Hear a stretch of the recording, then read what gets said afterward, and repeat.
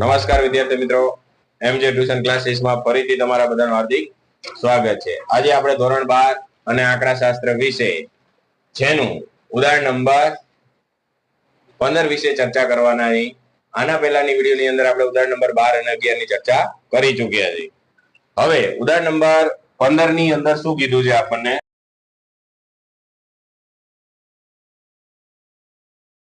તો ઉદાહરણ નંબર 15 ની અંદર આપણને કીધું છે કે પિતાની ઊંચાઈની સેમીમાં x અને પુખ્ત વયના પુત્રની ઊંચાઈ સેમીમાં y વચ્ચેનો સંબંધ જાણવાના પ્રયોગ એક નિદર્શમાં 6 પિતા પુત્રની જોડણી પસંદ કરવામાં આવી છે. તો તે પરથી મળતા પરિણામો નીચે મુજબ છે. લખો n બરાબર 6 અને સિગ્મા x બરાબર 1020, સિગ્મા y બરાબર 990,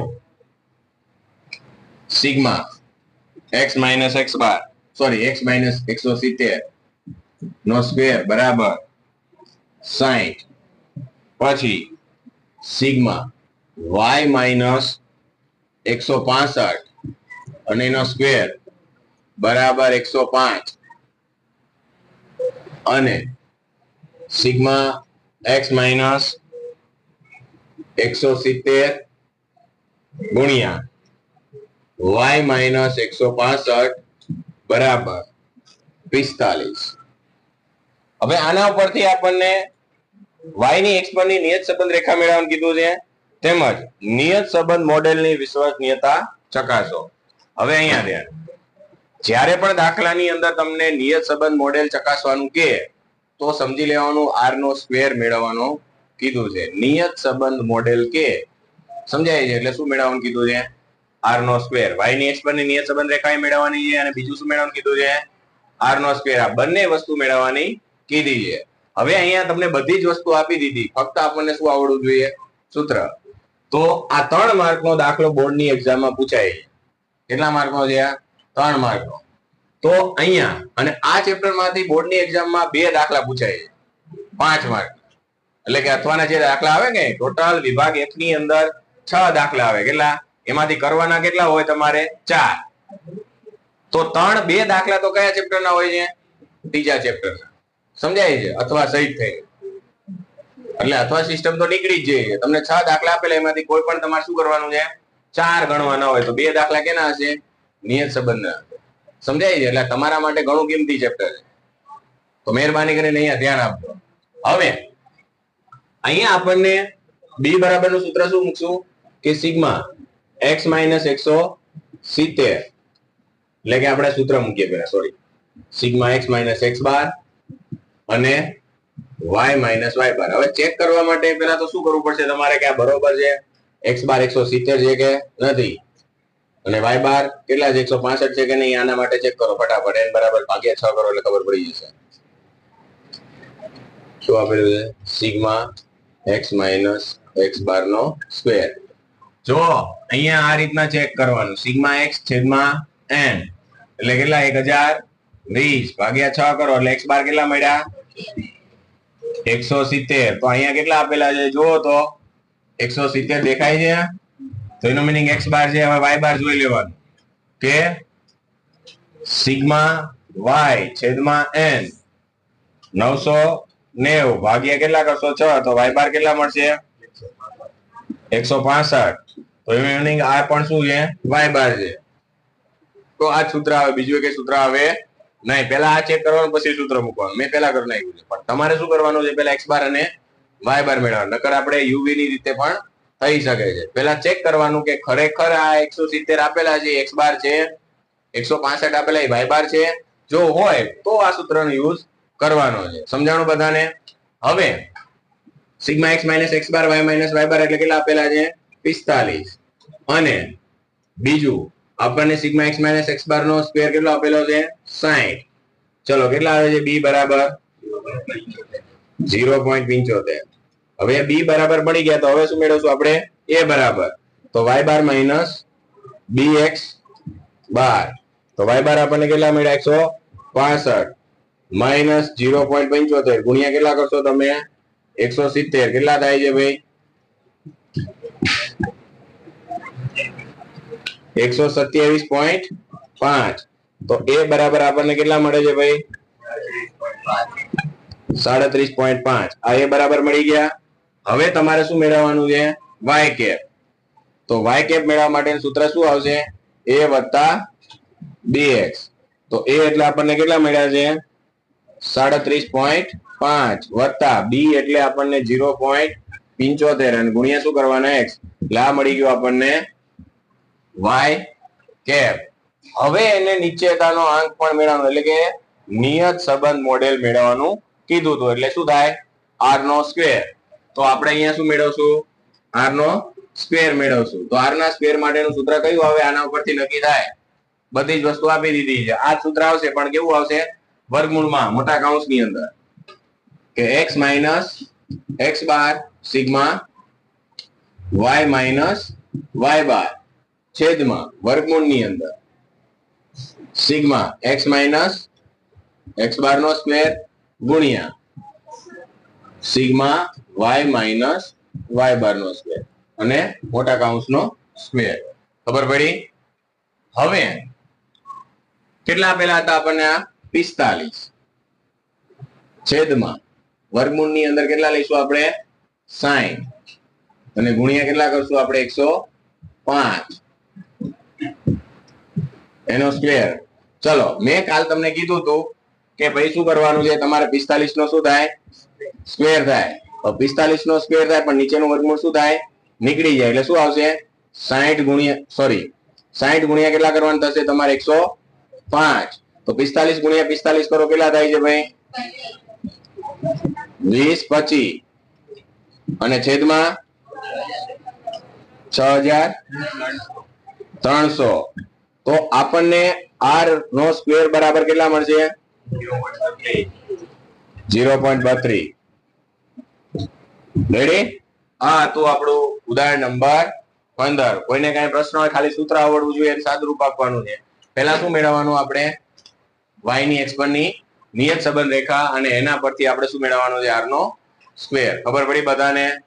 કોઈને કઈ પ્રશ્ન છે? લખી નાખો.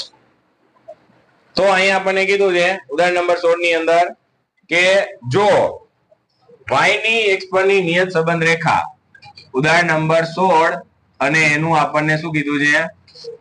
પહેલો દાખલો. ઉદાહરણ નંબર 16 નો શું કીધું છે? પહેલો દાખલો. જો y ની x પરની નિયત સંબંધ રેખા y કેપ બરાબર આપણને શું આપેલું છે? y cap. તો 12 - 1.5x હોય અને x નો મધ્યક એટલે કે x બાર બરાબર કેટલા આપેલા છે? 6 હોય તો y નો મધ્યક શોધો. એટલે કે આપણને શું મેળવવાનું કીધું છે? y બાર કેટલા થાય? આ પહેલો દાખલો છે. મૂકો તો શું આવે? a વત્તા bx આપેલા. અહીંયા કેવા આપેલા છે? આ જે આપેલી છે b ની કિંમત. જો ક્યારેક એવું બની શકે કે a ની કિંમત પાછળ આપેલી હોય અને bx ની એટલે કે b ની ને x ની કિંમત શું આપેલી હોય?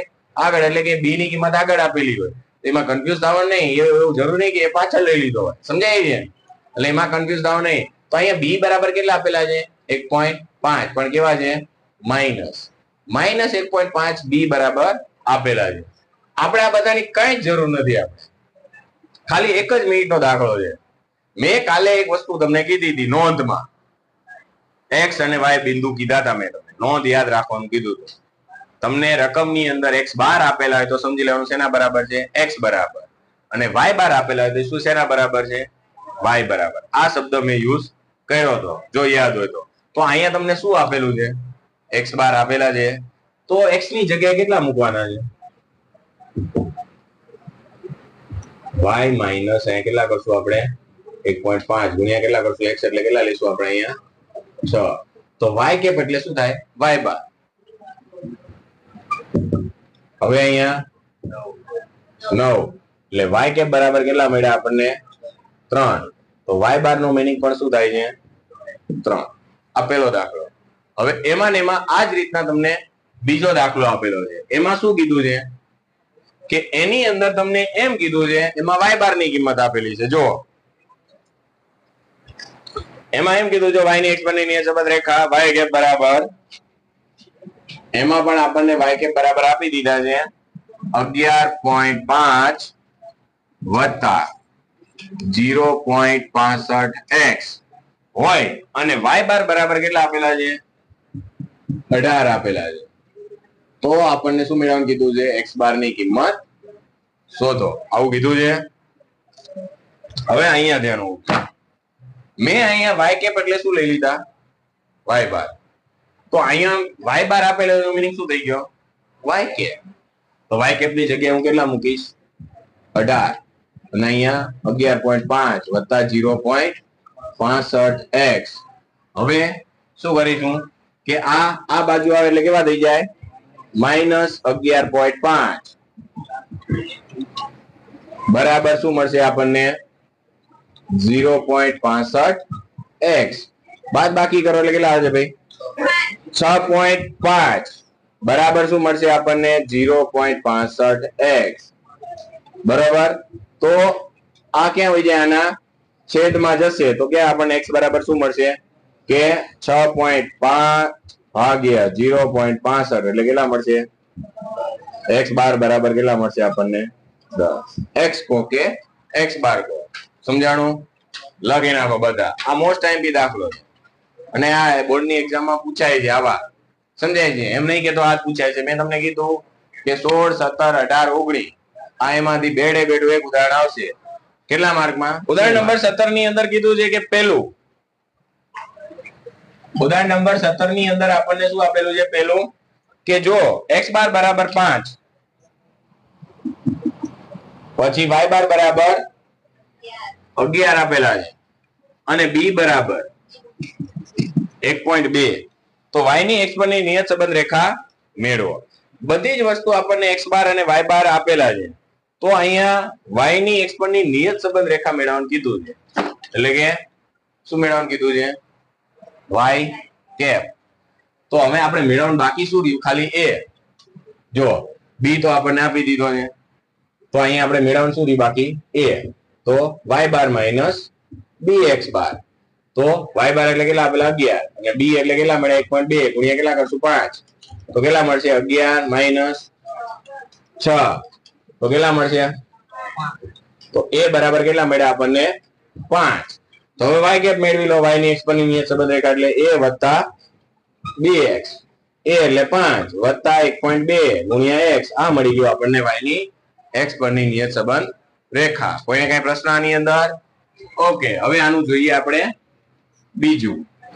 તો બીજાની અંદર એને એમ કીધું છે કે x બાર બરાબર 60, x બાર બરાબર 60, y બાર બરાબર 75, પછી sx નો સ્ક્વેર જેમ શું આપેલું છે cov xy બરાબર કેટલા આપેલા છે 5/3. તો y ની x પર ની નિયત સંબંધ રેખા મેળવો અને તે પરથી x બરાબર 65 માટે અનુમાનિત કિંમત એટલે કે x બરાબર કેટલા લેવાના કીધા છે છેલ્લે y કેપ મેળવીએ ત્યારે આપણને 65 લેવાના કીધા છે. તો અહીંયા b બરાબર નું ખાલી સૂત્ર આવડવું જોઈએ, બીજું કઈ નથી. અહીંયા તમને આપેલી દીધું છે પણ કેવું છે ઉલટું આપેલું. આપણું સૂત્ર શું આવે છે કે b બરાબર નું સૂત્ર શું હોય છે કે cov xy અને છેદમાં શું sx નો સ્ક્વેર હોય છે. બરાબર, પણ અહીંયા શું આપેલું છે આ તમને જે મળશે એ આ રીતના હશે. sx નો સ્ક્વેર છેદમાં શું આવે cov xy બરાબર શું થાય 5/3. તો આપણે ઉલટાઈ નાખવાનું, 3/5 શું આવશે 5. તો 3/5 કરો એટલે b બરાબર મળી જાય. કેટલા આવે છે 0.6. હવે આ આપણને મળી ગયા b. હવે y બાર અને x બાર આપેલા છે તો એના પરથી શું મળશે આપણને a. તો y બાર માઈનસ bx બાર, તો y બાર એટલે કેટલા લઈશું આપણે 75, 0.65 સોરી 6, 0.6 ગુણ્યા કેટલા કરશું આપણે 60 કરો તો કેટલા આવે છે